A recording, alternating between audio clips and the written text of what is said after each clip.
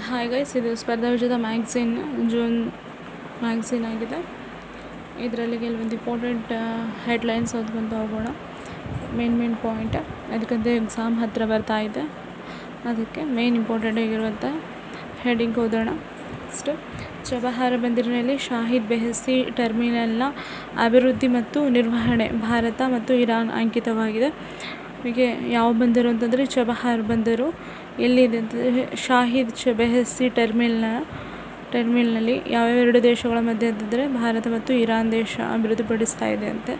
Next, Chabahar ಬಂದರು ಇದು Iran ದಕ್ಷಿಣ ಕರಾವಳಿ ಭಾಗಕ್ಕೆ ಸೇರಿರುವ ಸಿಸ್ತಾನ್ ಬಲೂಚಿಸ್ತಾನ್ ಪ್ರಾಂತ್ಯದಲ್ಲಿ ಈ ಬಂದರು ಇದೆ ಅಂತೆ. ಇದರ ಅಭಿವೃದ್ಧಿಯನ್ನು ಉಭಯ ದೇಶಗಳ ನಡುವೆ ವ್ಯಾಪಾರ ವಹಿವಾಟಿಗಾಗಿ ಮತ್ತಷ್ಟು ಉತ್ತೇಜನ ಸಿಗಲಿದೆ. ಈ ಪಾಕಿಸ್ತಾನದ ಅಡೆತಡೆಗಳಿಲ್ಲದೆ ಅಫ್ಘಾನಿಸ್ತಾನದೊಂದಿಗೆ ವ್ಯಾಪಾರ ವಹಿವಾಟಿಗೆ ಈ ಬಂದರು ನೆರವಾಗಲಿದೆ. ಅಂತಾರಾಷ್ಟ್ರೀಯ ಉತ್ತರ ಸಾರಿಗೆ ಕಾರಿಡಾರ್ ಯೋಜನೆ ಪೂರಕವಾಗಿ ಉಭಯ ದೇಶಗಳು ಇದರ ಅಭಿವೃದ್ಧಿ ಮುಂದಾಗಿದೆ.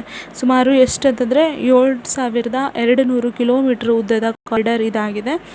ಇದು ಭಾರತ ಮತ್ತು Iran, Afghanistan, Armenia, next Azerbaijan, Russia, central Asia ಮತ್ತು ಯುರೋಪ್ ನಡುವಿನ ಸರಕು ಸಾಗಾಣಿಕೆಗೆ ಇದು ಕೊಂಡಿಯಾಗಲಿರುವಂತಹ ಕಾರಿಡಾರ್ ಆಗಿದೆ.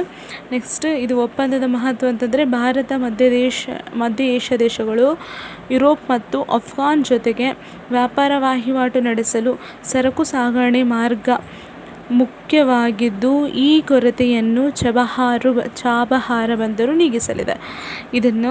ಇದಲ್ಲದೆ ಪಾಕಿಸ್ತಾನ ಬಲೂಚಿಸ್ತಾನದಲ್ಲಿರುವ ಗಾದ್ವಾರ್ ಬಂದರು ಮತ್ತು ಇರಾನ್ನಲ್ಲಿರುವಂತಹ ಚಬಹಾರ್ ಬಂದರುಗಳು ಎರಡೂ ಬಹಳ ಸಮೀಪದಲ್ಲಿದೆ. ಗಾದ್ವಾರ ಬಂದರಿನಲ್ಲಿ ಚೀನಾದ ಮಹತ್ವಾಕಾಂಕ್ಷಿ BRI ಯೋಜನೆ ನಡೆಯುತ್ತಿದೆ ಅಂತೆ. ನೆಕ್ಸ್ಟ್, ಇದ್ರ ಬಗ್ಗೆ ಇನ್ನೊಂದು ಮಾಹಿತಿ ನೀಡಿದ್ದಾರಂತೆ. ನೋಡಿ, ಚಬಹಾರ್ ಬಂದರು